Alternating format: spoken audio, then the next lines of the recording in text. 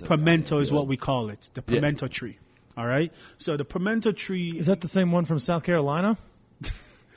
That's the palmetto. Okay, I'm like, what the hell? Sorry, I did get a little bit high. No, man. The pimento tree, without that as the basis for a jerk's recipe, you don't have a jerk. Yeah. You can put any other ingredients into it, and you will not have a jerk. Allspice is the key ingredient. So basically the way Nani and them used to do it was they'll dig a big hole in the middle of the mountain and fill it with branches and wood, and then they'll put the meat on top of it. But they'll go get all the dried bushes, the herbs that they found, and combine it together. They'll take sugar cane and dry it out, use the juices of that in the jerk spice, Scotch bonnet, allspice, green onion, garlic. They'll make a paste out of all of that and rub down the chicken with that. And then just cover it with bushes and branches so the smoke doesn't go up into the air, so the military, the British military, wouldn't see where they are. And they can go fight and still have their chicken cooking all day. So by the time they're finished fighting, they'll come back and they have jerk chicken ready. So I'll be serving jerk chicken. I like it. Damn, your jerk chicken sounds like it probably hits a lot better than everywhere else. It's a little bit different, man. My jerk chicken is it's the foundation of my recipe. It's amazing. No one has it. So will we see any of that on next week's menu? But you give will a little see. Teaser for for those that are lucky enough to grab a ticket to next week. What will we be seeing over the next couple of weeks from your dishes? So from my dinners, we have 2 more dinners coming up from the Ital dinner series.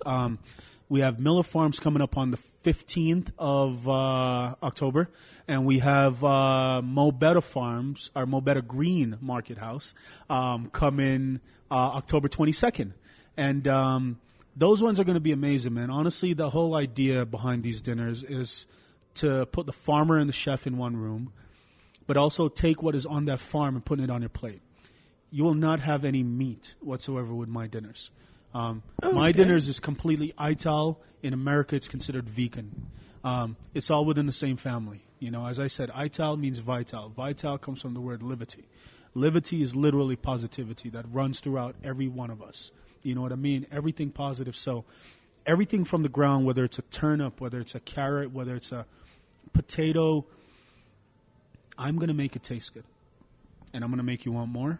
I'm going to make you think. I'm going to make you ask questions and reconsider your life a little bit, honestly.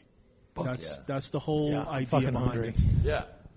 Yeah, man. So are all Rastafarians is it all vegetarian? No, or do they? Like with they me, I'm not straight Ital. I also I'm a butcher. I worked at Block and Larder where I had a half a pig on my shoulder every day. So you're not a vegetarian either, obviously. Have fenders with pigs on it. Yeah, you know what I mean? Kip. Yeah.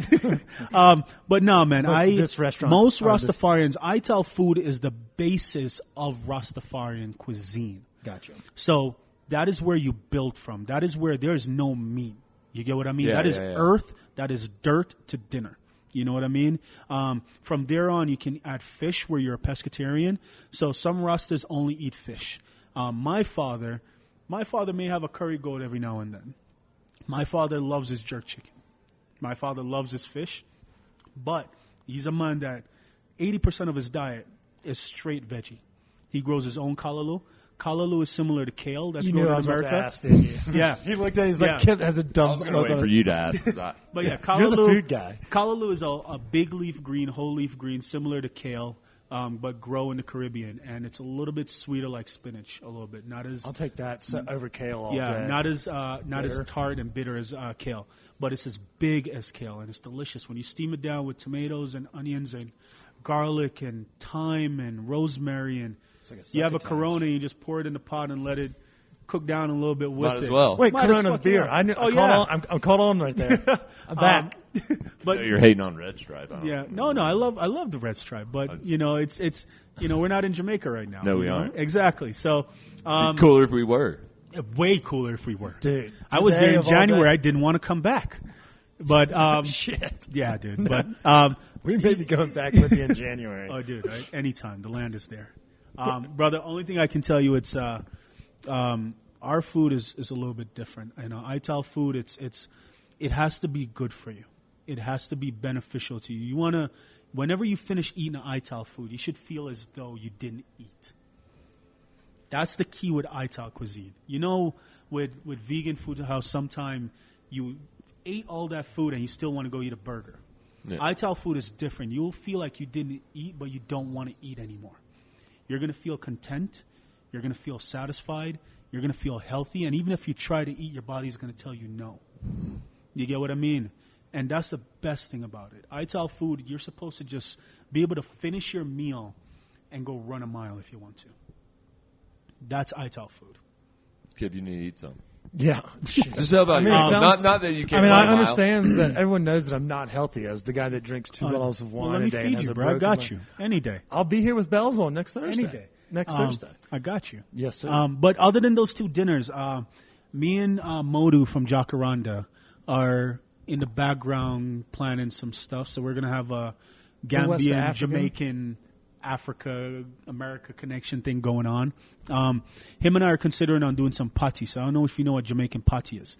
So a Jamaican pati, if you don't know what it is, it's flour and turmeric crust with lots of butter within that crust. And then inside it's a meat filling, or it could be a green filling.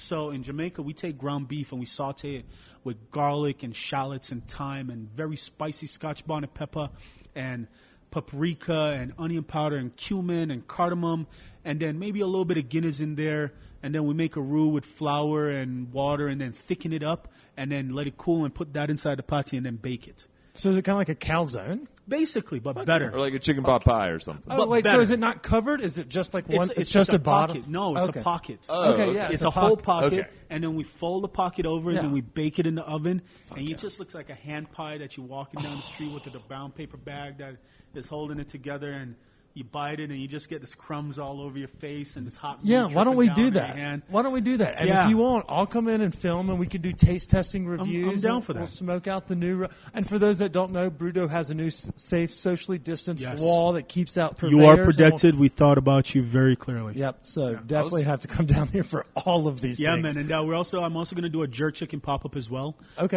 That is scheduled for October 29th. Me and Chef Forrest. Forrest used to be the executive chef of Watercourse in Studio City. So I'm going to do some jerk chicken, and he's going to do a vegan take on what I do. Nice. We call it Don't Be a Jerk. It's just a nice little play on words. Yeah, you made one earlier, too, about y'all talking about a seasoned chef. Oh, yeah. Just today, salt and pepper. Yeah, man. I think chefs were cornier than most. We have all the dad jokes. Dude, the poetry thing makes me think of Hot Pocket. That's the only thing I was thinking when you said it was like a handheld pie. Dude, it's honestly, it's a Hot Pocket on crack. Like if you grew up a Hot Pocket baby in middle school and high school, I did not. Middle was always frozen. I did it, king over dude. here. I did it in middle school. Hot Pocket was my shit in middle school. What was your flavor? Oh, dude, it was hot ham and cheese or pepperoni pizza. Pepperoni wasn't allowed in my house because of a Rastafarian household.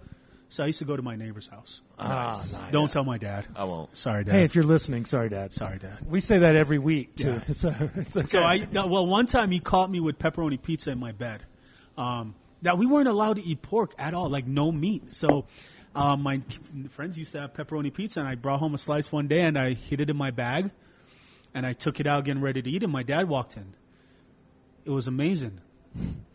I was 12. Getting caught smoking cigarettes. Basically. Just eating pork. He's like eating a Slim Jim in the back. You'd be like, what's that behind your head? It was rough, man. When you have 50 Slim Jims now. Dude, like he gave me, it was those dried seaweeds, like as snacks. That's what we had to eat. Yeah, it was horrible. That's why I learned how to cook. You were ahead of the game. Yeah, you're like, I cannot be stuck on this. No. But yeah, man. It sounds like you have a lot in store for Bruto, but it seems like the recipes that are coming about and all the different varieties, there's no way that you don't try something new if you come down here. So I can't implore our listeners and the Colorado faithful that are following along on social media as well, come down here and try it out. You don't even know what you're missing out. We can talk about it all day, and you can look at it on Instagram, but come on down here. Come have a conversation with Chef Taj and the team. Come learn where your food is from. Yeah. It's not from out of a brown paper bag. I promise you. which, I mean, we're not here to throw shame at Popeyes, but all the other ones can suck it. Or Qdoba chips and salsa. But, hey, leave Qdoba alone. Or brown bag and beers. I mean, Dude, it doesn't matter. Or brown bag and a putty, walking down the street. Let's end it there. But yeah, I'll do it. Yeah, dude. I want a putty so bad now. Dude, I can't wait. Jamaican Grill. If you guys want to try a putty, Jamaican Grill off of 8th and Galapagos, or even the new Jamaican Barbecue and Grill that's out in Aurora off of Peoria that everyone thought that I own after the article of Westward.